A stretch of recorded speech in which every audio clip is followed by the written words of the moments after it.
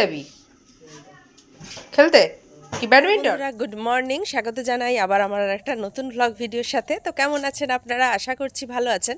আমি কিন্তু খুব ভালো আছি, সেটা অবশ্যই আপনাদের ভালোবাসায়।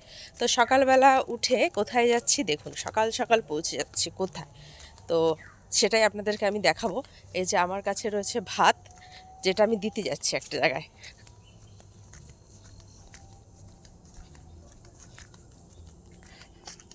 এসে গেছি আমাদের পুকুর ঘাটে, বুঝলেন?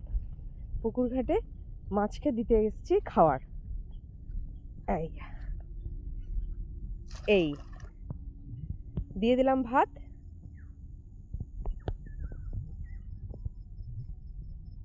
সুন্দর ফুলগুলো হয়েছে দেখুন। আমলকি গাছে, এবারে ওটা না আমলকি গাছ, জানেন? আমলকি গাছে আমলকি হয়েছে কি না বোঝা যাচ্ছে না, হলে না গাছের নিচে অনেক পড়ে থাকে এক গাদা। আর ওই দিকে দেখুন, দূরে দেখতে পাবেন গরুগুলো কি সুন্দর মাঠে বাঁধা হয়ে আছে। ওই দেখুন, দেখলেন কত সুন্দর মাঠে ওরা রোদ পোয়াচ্ছে দেখুন। আজকে তো খাওয়ার দেয়া হয়ে গেল, আর ফুলগুলো দেখে পাখির ডাক শুনে বাগানের মধ্যে বেশ ভালোই লাগলো। আর রোদে কি সুন্দর গরুগুলো রোদ পোয়াচ্ছে, দেখেছেন তো? চলুন, আর কালকে না রাত্রেবেলা বাসন মেজে রাখা হয়নি, এত ঠান্ডা, কালকে আমি আর বাসন মাজিনি, বেরোইনি। এবার সেটা তো আজকে করতে হবে, কারণ বাসনপত্রে তো আর কাজকর্ম করতে পারবো না। তো চলুন বাসনটা ঝটপট মাজি। এখানে বসে গেছি বাসন কুসন মাজতে। রাত্রেবেলা মেজে রাখলেই ভালো, সকালবেলা এগুলো এক্সট্রা কাজ থাকে না, কিন্তু কি করার, ঠান্ডায় মাজতে পারিনি, তো তার জন্য এখন মেজে নিচ্ছি আর কি।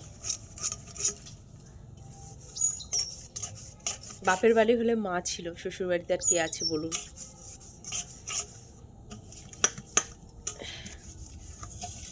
বাসন কুসন মেজে কিন্তু এখানে রান্না আমার বসে গেছে। এখানে হচ্ছে বেগুন ভাজা, এখানে কেটে রাখা আছে কুঁদরি আলু পোস্তর, কুঁদরি আর আলু।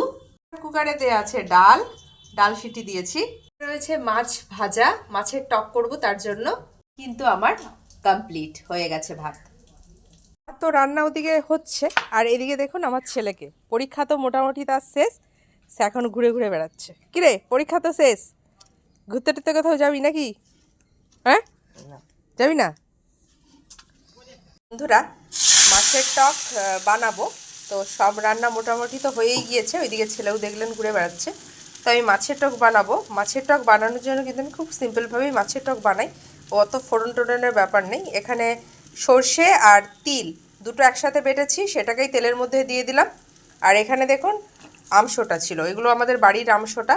আর দিয়ে দিচ্ছি কাঁচা লঙ্কা কটা বাটা আছে, আর দিয়ে দিচ্ছি দুটো কাঁচা লঙ্কা। এই হচ্ছে আমার মাছের টকের মশলাপাতি, বুঝলেন? এইগুলো দিয়েই হচ্ছে মাছের টক হয়। দিয়ে দেবো একটু হলুদ, আর দিয়ে দিচ্ছি স্বাদ মতো লবণ। তো এইভাবেই কিন্তু আমি মাছের টকটা বানাই। তো এইটা একটু ফুটুক, ঝোলটা যখনই ফুটে উঠবে তখন দিয়ে দেবো মাছগুলো। আমার ঝোলটা কিন্তু এখানে দেখুন টকবক করে ফুটেও গেছে। এরপরে আমি মাছগুলো দিয়ে দেবো। ল্যাঠা মাছ বলুন, শোল মাছ বলুন, এগুলোর কিন্তু আমসোটা দিয়ে টক খেতে ভীষণ ভালো লাগে। যাই হোক, এগুলো আবার দিয়ে 1 ফুট ফুটলেই নামিয়ে নেবো। ব্যাস, আমার রেডি হয়ে গেল মাছের টক। বন্ধুরা, রান্না বান্না তো হলো, তো ভিডিওটা আজকে এতটা পর্যন্তই থাক। দেখা হবে আবার অন্য কোনো দিন অন্য একটা ভিডিওর সাথে। আমার চ্যানেলে যারা নতুন, অবশ্যই চ্যানেলটাকে ফলো দিয়ে দেবেন। আর হ্যাঁ, আমার ভিডিওগুলো যদি ভালো লাগে, একটা লাইক আপনাদের কাছে তো আমি চাইতেই পারি। আর আপনারা ভালো থাকবেন, সুস্থ থাকবেন, দেখা হবে আবার, ততক্ষণের জন্য টাটা।